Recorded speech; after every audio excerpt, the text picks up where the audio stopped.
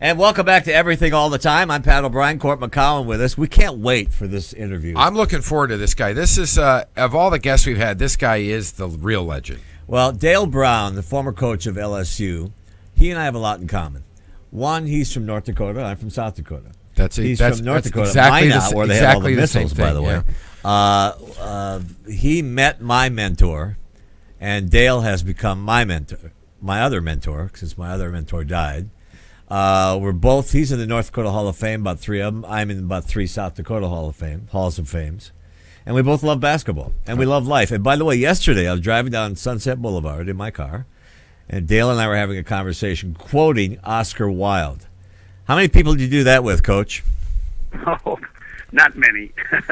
I mean, Oscar Wilde had some of the greatest quotes of all time. Dale Brown, it would take half a day to go through his resume, but Court right away saw something he liked. I just like the fact that in '65 you were the head basketball coach at Palm Springs High School.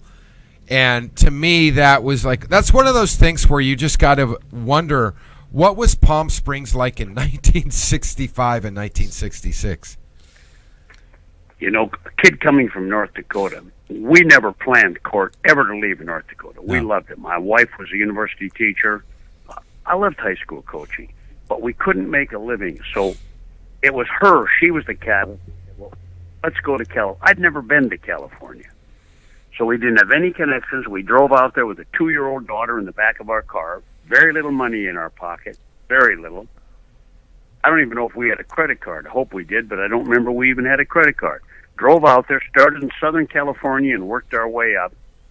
And the first job we got, we had to get a job in the same town because we only had this little old Volkswagen we were driving. Oh, that's fantastic. And so we wound up in Berkeley, California, Mario Savio. And here we are, innocent North Dakotans. I saw the riots on campus.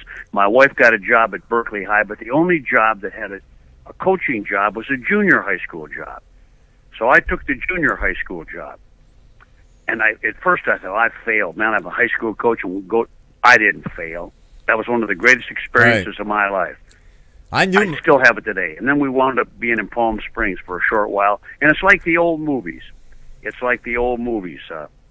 saw all those movie stars. It was I was going to say a peaceful little tranquil village. Sinatra still lived there. Yeah. By the way, I knew Mario Savio, the free speech movement. Oh wow, on Berkeley. Oh, did you really? Yeah, and I know all those guys. In Moe's Bookstore in Berkeley, it's still there, by the way. Yep. So, Coach, let's start with last night's. And by the way, I introduced Coach. Who did I introduce you to? Johnny Depp one time. Tell that story. You certainly did. We're in New York. Park Avenue. What was the name of the Park Hyatt? Was that the name of it? Regency. The Regency. Park Region, yeah. And here comes Johnny Depp and Pat O'Brien. The other one. And he was very shy, wasn't he, Pat? Yeah, very shy guy. Very shy. And they were there for a movie he was doing with the other celebrity. I can't remember. There's a big poster up in the thing. And he seemed real shy. And so here's a South Dakota kid introducing a North Dakota kid to a movie legend. That's unbelievable. And Dale never forgot that. Coach, let's talk about last night's game. Villanova beating North Carolina literally at the buzzer. Mm-hmm. That's the way college basketball should be about, I think. Coach Brown coached in 2 Final Fours. I think I did both of those. But what did you think of the game last night? I thought now I don't want you to. I know you've always been. You always look like you've always come out of a GQ magazine, and you're always fit and all that. I don't know if I haven't seen you in a little while. If you're still that way, and I don't want you to have a heart attack. But the first thing that grabbed me early at the Final Four, the refereeing in that game was superior, and that's a very difficult job. Number 2 thing that hit me, Jay Wright is one of the nicest coaches I've ever met in my life. Number 3, Raleigh Massimino's a longtime friend. Little old Villanova, I thought, That's what, and North Carolina too, well-disciplined team.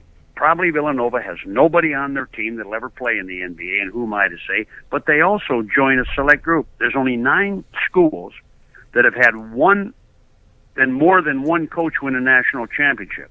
Those 9 schools, 8 of them, until last night, these are basketball powers. UCLA, North Carolina, Indiana, Kansas, Michigan State, and now all of a sudden Villanova joins that group. Then as I saw Rowley come out of the stands, I said, this is Villanova's night.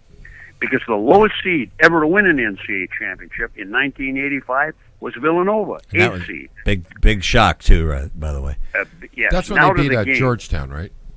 Now to the game. All the slogans we use, the best potential of me is we. Right. There's no I in the word team. That was embedded into all of these youngsters' hearts. On both teams, diving on the floor, giving themselves up. That's what college basketball is about. And we're almost masochistic, letting this continue to occur. People are sick and tired of a bullet train from Tokyo passing through your town, one and dones, and John Calipari's a master at being able to bring all these kids together.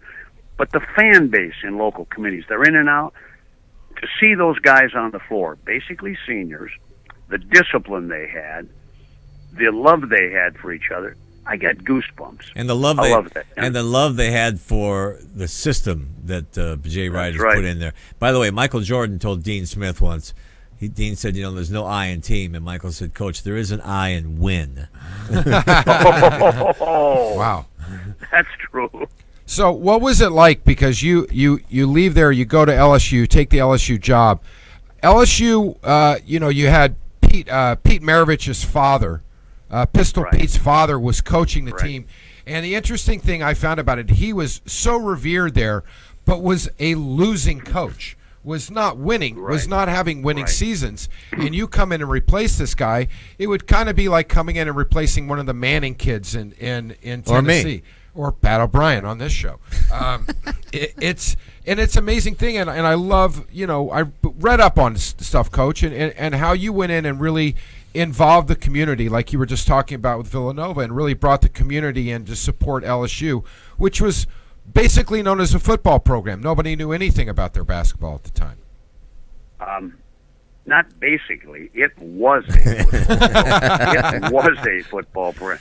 They had fleeting moments of unbelievable greatness. Bob Pettit for a short period. The individualism of Pete Maravich. 44.2 points a game with no shot clock, no three-point line. Wow. If you want to beat that, send your grandson, granddaughter, son, daughter to school and say, for 4 years, all you have to do is score 15 three-pointers. Every game you play, you'll break his record by 0.8 of a point. It was difficult because they had 14 out of 18 years prior to my arrival, they had losing seasons, and I think about 10 of them were in the cellar. People didn't want to come. You almost became your own self-promoter. Sports information wasn't interested. The media guide was always late. It was difficult. So I thought, every situation in life can either make you bitter or better. And I thought, I'm not going to be bitter by this. I'm just going to take this on. So I've got to start doing something. So I was mailing some packages for my wife one day. She's a world-renowned folk dance researcher, sending stuff off to the Czechoslovakia, wherever it was, Romania. And there was a poster up on the wall. And it was a wanted poster with criminals wanted, such a reward. So that's a good idea. So I took a picture of the team, and I gave them all nicknames. Cowboy Collis Temple, Dynamite Gunslinging Mike Darnold, etc. Come and watch these guys. You be the jury. You give us a verdict. Tell us if you like them, and put thousands of those all over. Well, that got attention. What maniac would do that? Then I thought, well, I've got to get. It's going to take time to build a program honorably. You can't. There's no pill per prescription that's going to do it.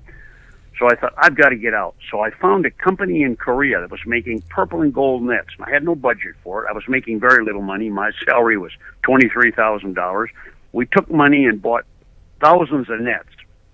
Then we put in there our business card, our schedule, and then my assistant coach, who was Homer Drew, the great Valparaiso coach of the Drew family, and Jack Scheller, who coached in the Portland Trailblazers.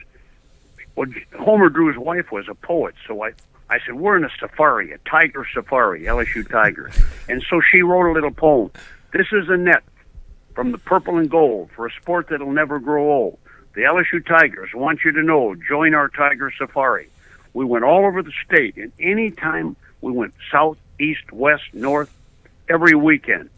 Anytime we saw an outdoor basket, we knocked on the door, had them little plastic sacks, and gave them that and say, we're the new basketball. All of a sudden, Sports Illustrated picks that up. Oh, so this is even though great. it wasn't publicity on the court, at least got, well, let's see the maniac that's doing this anyway. Right. And Well, we started to draw, and of course, the rest is history. Right. Well, you basically owned the SEC back then. We'll be back in a second with Dale Brown.